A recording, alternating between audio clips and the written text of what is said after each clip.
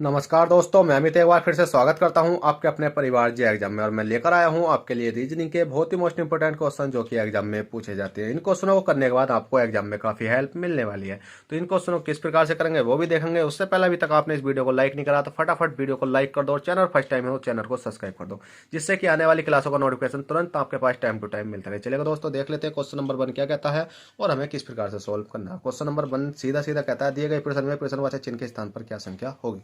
प्रश्नवाचक चिन्ह आपको दिखाई देगी, अभी ये वाला है। अब इसके स्थान पर संख्या लाने के लिए आपको क्या करना होगा, ये देखना होगा कि आपने 2 4 16 की क्या करा कि जिससे 256 बन गया। 3 1 से क्या बना कि 81 बन गया। अगर आप इनकी मल्टीप्लाई करोगे तो 256 तो बन जाएगा, पर इनकी मल्टीप्लाई करने पर 81 नहीं बनेगा। तो आपको किस प्रकार से इन क्वेश्चन को सोल्व करना है। अब भाई इस प्रोसेसिंग को आजमाने के लिए आपको ये देखना होता है कि आपके माइंड में कितनी तर्क है, क्योंकि इस रीजनिंग को क्या कहते हैं, तर्क शक्ति कहते हैं। तो आपका तर्क देखना होता है कि आप किस प्रकार से इन क्वेश्चनों को आसानी पूर्वक कर सकते हो।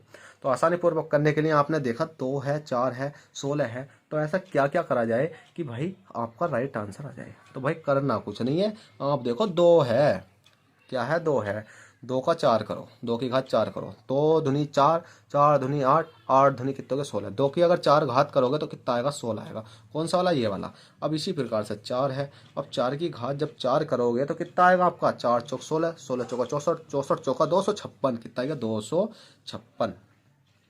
तो इसलिए कहता हूँ आपको 3 चीज़ें बहुत अच्छे तरीके से याद होनी चाहिए।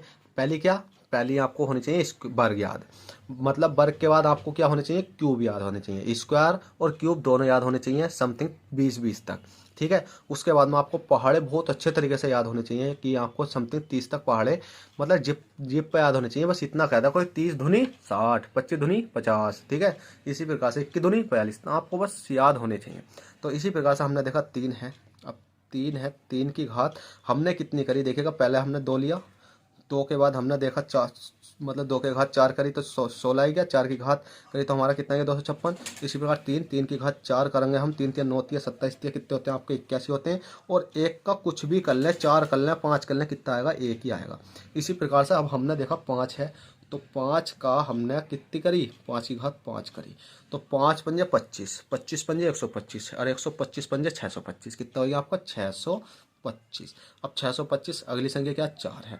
अब 4 का 4 करेंगे तो 4 चौक 16, 16 चौका 64, 64 चौका 256। तो इसका मतलब 5 का जो 5 की संख्या कहाँ रही है इधर, तो 5 करें कितना आएगा 625, और 625 ही आपका ऑप्शन नंबर ए राइट हो जाएगा।